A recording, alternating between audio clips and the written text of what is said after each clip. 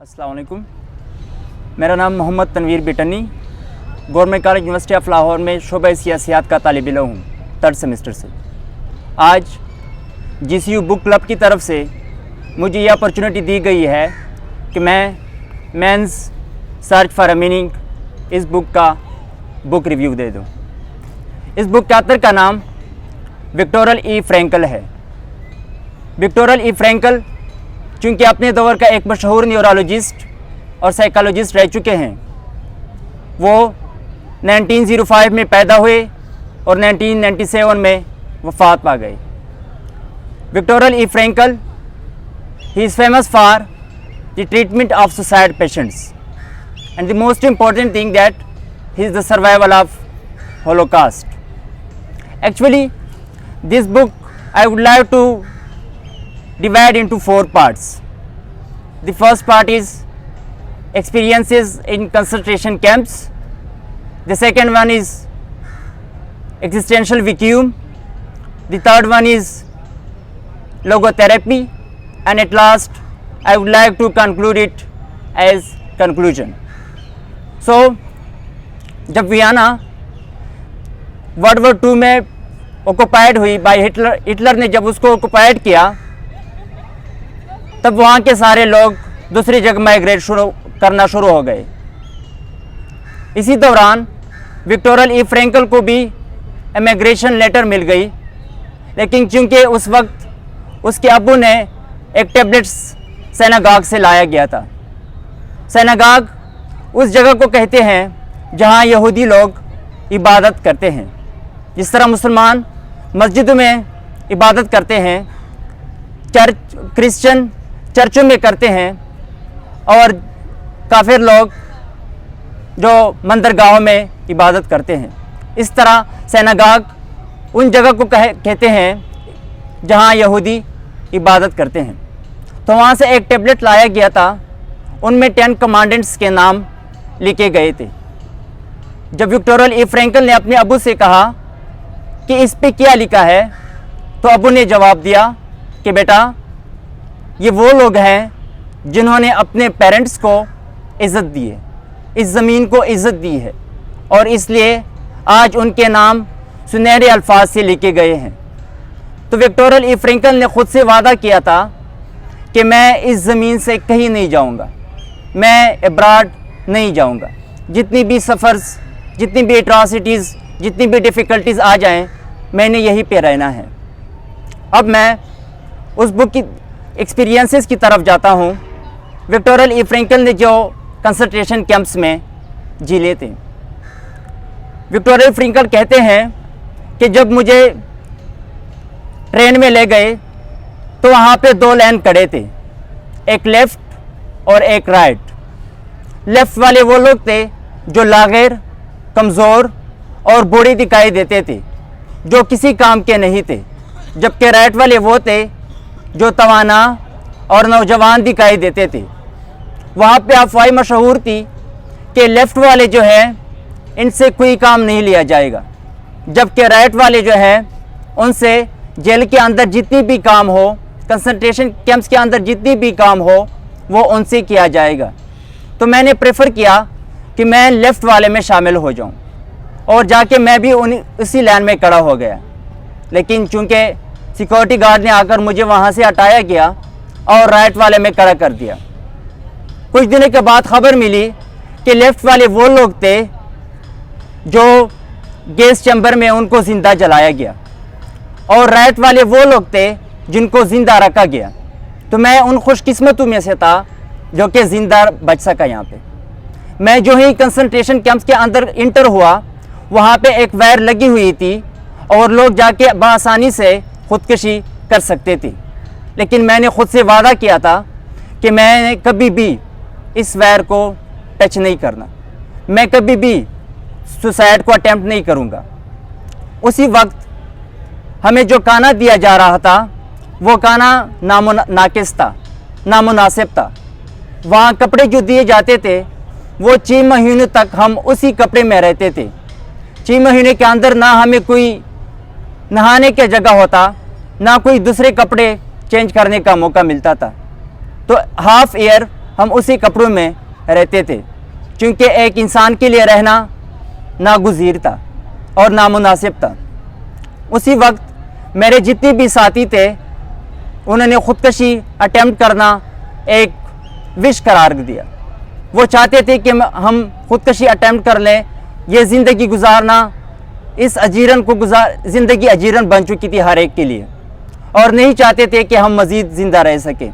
वहाँ जाकर वैर के साथ बआसानी ख़ुदकशी अटेम्प्ट कर लेते थे, लेकिन चूँकि फ्रैंकल ने ख़ुद के साथ वादा किया हुआ था कि मैंने कभी भी इस वैर को टच नहीं करना, लोग जाते थे और ख़ुदकशियाँ करते थे।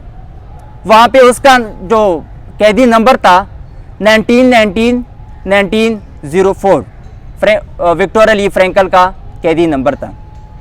वो कहते हैं कि मेरे जितने भी साथी थे वो सारे उम्मीद हार चुके, लेकिन उनमें से सिर्फ मैं ही था जो अपनी उम्मीद पे जी रहा था। एक औरत थी उसके साथ, उन्होंने कहा कि मैं इस दरख्त के साथ, कैंप के बाहर से एक दरख्त थी, कहते थे कि मैं इसके साथ बातें करते रहता हूँ। विक्टोरिया ली फ्रैंकल उनसे कहते हैं कि क्या दरख्त भी आपके साथ बातें करती है? तो वो फरमाती है कि हाँ, वो भी मेरे साथ बातें करती रहती है।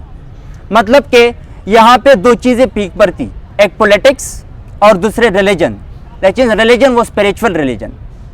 कहते हैं कि पॉलिटिक्स तो हर कैंप में हुआ करते थे और ये अफवाह मशहूर थी कि इस जंग ने बंद नहीं होना, जंगबंदी कभी भी नहीं होगी। लेकिन जो ऑप्टिमिस्टिक थे उन्होंने कहा कि अनकरीब जंगबंदी हो जाएगी। दूसरी तरफ मैं उसकी तरफ आता हूँ एग्जिस्टेंशियल वैक्यूम की तरफ। उन्होंने एग्जिस्टेंशियल वैक्यूम को कुछ यूँ बताया गया है कि जब बंदे की ज़िंदगी में कोई भी काम ना रह जाए, वो ख़ुद को यूज़लेस समझे, तो वो एग्जिस्टेंशियल वैक्यूम का शिकार बन जाता है। वो लोनलीनेस, एम्प्टीनेस का शिकार बन जाता है और हमेशा के लिए डिप्रेशन, एंगर और एडिक्शन का शिकार बन जाता है। उसके लिए ज़िंदगी में कोई भी चीज़ काम के नहीं रहती और हमेशा के लिए डिप्रेस हो जाता है, और उसका लास्ट हल जो होता है वो सुसाइड ही होता है। लेकिन चूँकि विक्टोरिया ली फ्रैंकल खुद ट्रीटमेंट करता था सुसाइड पेशेंट्स का, तो उन्होंने उसको प्रेफर दिया कि नहीं, मैं कभी भी एग्जिस्टेंशियल वैक्यूम का शिकार नहीं बनूंगा। उन्होंने ख़ुद को हर जगह पे मसरूफ़ रखा। उन्होंने तीन चीज़ें बताई थी। सबसे पहले उन्होंने बताया कि work, doing the deed, the second thing is love, and the third thing take suffering as a responsibility. पहले जो काम उसने बताया था वो चूँकि काम कर रहे थे एक बुक पे और उसने उस बुक को तकरीबन कंप्लीट कर गया था, लेकिन उसी दौरान नाज़ी कैंप से उससे वो बुक छीन गया। उसकी ज़िंदगी की जो जितनी स्ट्रगल थी वो उनसे छीन गया। उन्होंने ख़ुद से ये सवाल किया कि ये तो मेरी ज़िंदगी का मुश्किल कोशिश थी, लेकिन इन लोगों ने मुझसे ये भी छीन लिया। लेकिन उन्होंने ख़ुद को एग्जिस्टेंशियल वैक्यूम पे फिर भी नहीं दिया। जिस तरह वो न्यूटन ने एक नुस्खा लिखा था और एक टेबल पे रखा गया, वहाँ पे एक लैंप रखी गई थी और उसके कुत्ते आकर उस लैंप को उस नुस्खे पर गिराया। जब वो वापस आया तो अपने कुत्ते से कहा कि well done, you did well.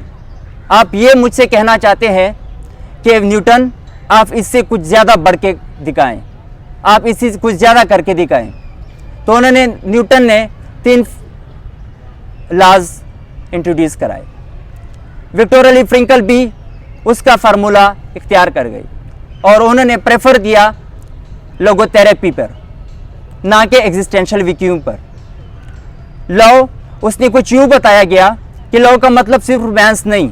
Love का मतलब उसने बताया कि फॉर एग्ज़ाम्पल आप किसी बंदे में पोटेंशियल देख रहे हैं, लेकिन वो बंदा उस पोटेंशियल को खुद इस्तेमाल करना नहीं जानते। आप जाके उस बंदे को रियलाइज़ कराएं कि आप में यह पोटेंशियल है, आप इस पोटेंशियल को यहाँ पे इस्तेमाल करें ताकि वो कल किसी के काम आ जाए। एक बंदा था, उसकी एक बेटा था, वो लंगड़ा था। क्योंकि वो किसी काम के ख़ुद को नहीं समझ रहे थे, तो उसकी माँ ने उसे समझाया कि बेटा, आप बहुत कुछ कर सकते हैं, आप दुनिया में ख़ुद को मनवा सकते हैं।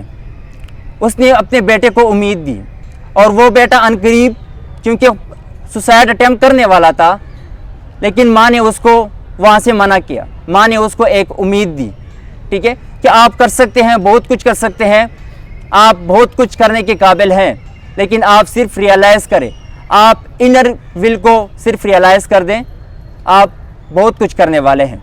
तो उस बच्चे ने सुसाइड करने से इनकार किया। तीसरी जो बात उसने कही, take suffering as a responsibility. Within suffering there is opportunities lies and you have to find it, you have to seek those opportunities and make it as a challenge for yourself. Viktor E Frankl भी कुछ यूँ था। उन्होंने logotherapy का concept दिया। Logotherapy in actual as a Greek word which means healing through meaning, कि आप अगर सफ़र हो रहे हैं, आप जिस सिचुएशन से गुज़र रहे हैं, आप उसमें मीनिंग तलाश करें, आप उसमें पॉजिटिविटी तलाश करें। जिस तरह के नेट्शे का कोट उसने कहा है कि he who has why to know, he who has why to know can bear almost any how. जिस बंदे को भी वाई का जवाब मिल गया तो वो कभी भी एग्जिस्टेंशियल वैक्यूम का शिकार नहीं बन जाता। उन्होंने दूसरी जगह कोट की, नेट्शे की कोट की, और वो कहते हैं that we doesn't kill me just make me strong.